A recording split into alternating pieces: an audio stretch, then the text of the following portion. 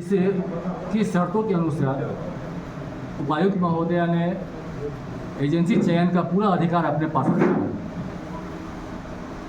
ये हम इसलिए कह सकते हैं कि जो इन्होंने एजेंसी के चयन का क्राइटेरिया रखा है, इसमें उन्होंने 50 नंबर कंपनी के डॉक्यूमेंट्स पर रखा है और 50 नंबर एजेंसी के द्वारा जो काम किया जाएगा उसके लिए प्रेजेंटेशन मांगा गया है, उस प्रेजेंटेशन के आधार पर दिया गया है। यह कोई भी व्यक्ति समझ सकता है कि प्रेजेंटेशन पे 50 नंबर उस पर, क्योंकि उस प्रेजेंटेशन का कोई औचित्य नहीं होता है और उस पर मार्किंग देने का कोई ऐसा कोई फार्मूला नहीं बना हुआ है कि किस आधार पे आपने इतना मार्क्स दिया। आप उस पर किसी भी प्रकार का सवाल खड़ा नहीं कर सकते हैं।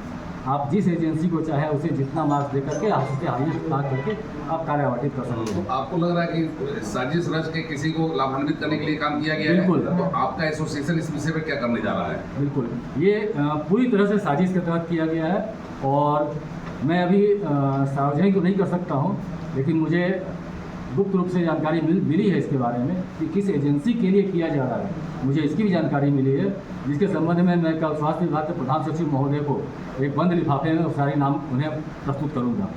तो अभी और आपका क्या एक्शन होगा इस पर? और इसके संबंध में मैंने स्वास्थ्य विभाग के प्रधान सचिव महोदय को मैंने सारी शिकायतें उन्हें मैंने दर्ज करा दी है, परंतु उपायुक्त महोदया ने इस निविदा को निस्तारित करने के लिए ऐसे समय का चयन किया है जिसमें कि आपके पास किसी प्रकार का कार्रवाई करने का कोई हथियार नहीं था। हमने जिस दिन स्वास्थ्य प्रधान सचिव महोदय को शिकायत दर्ज कराई है, उसके बाद से होली का अवकाश हो गया था।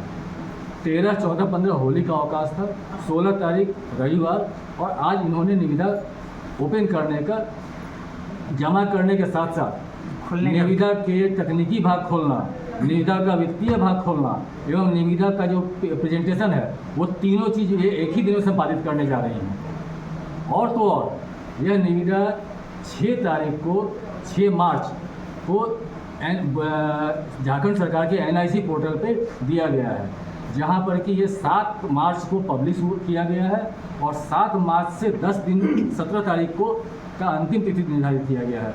इस 10 दिन में सभी कार्यालय 5 दिन के लिए बंद पड़े हैं और वो भी बीच में होली का अवकाश। होली के अवकाश में आप सभी समझ सकते हैं इस चीज़ को कि कितने लोग कार्यालय में कार्य करते हैं। और सबसे मज़ेदार चीज़, इन्होंने जो टेंडर सबमिट करने के लिए जो इन्होंने एक कंडीशन रखा है,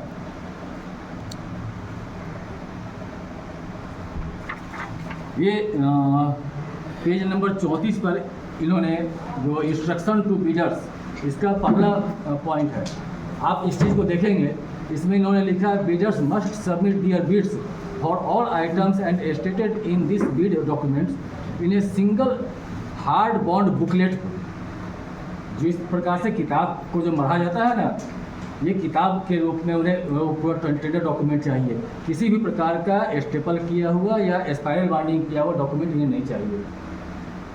अब ये 5 दिन के अवकाश में 5 दिन का कार्य दिवस है, इसमें इन्हें ये बुकलेट टेंडर तैयार करना और ये बुकलेट बना करके इन्हें पेपर चाहिए, ये क्या दर्शाता है?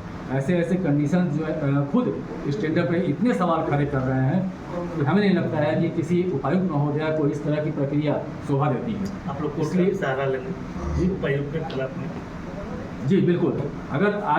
अगर मैं कल प्रधान सचिव महोदय से इस पर मुलाकात करूंगा और मिल करके उनका जो भी जवाब होता है उसके बाद मैं इसको उपायुक्त महोदय के खिलाफ कोर्ट में अवश्य जाऊंगा, क्योंकि इस तरह से यह राज्य सरकार को सीधा राज्य सरकार को एक चैलेंज किया गया है कि प्रधान सचिव महोदय स्वास्थ्य विभाग का जो निर्देश है, उपायुक्त उस आदेश को, उस निर्देश को नहीं मानते हुए ये अपने अनुसार यह जिले में काम कर रही है। यह एक बहुत ही गलत परंपरा, बहुत ही गलत परिपाटी को शुरू करने जा रही है, क्योंकि अगर सभी जिले के उपायुक्त इस तरह से विभागीय अधिकार अपने हाथ में लेकर कार्य करना शुरू कर दें, तब तो फिर मैं माननीय मुख्यमंत्री महोदय से अनुरोध करूंगा कि सारे सचिवालय बंद कर दें, सारे प्रधान सचिव और सचिव महोदयों को अवकाश पर भेज दें और सारे DC को सारा पावर दे दें कि वो जिले में अपना सारा विभाग संचालित करें। इसके सिवाय तो इस आदेश से ऐसा तो महसूस हो रहा है।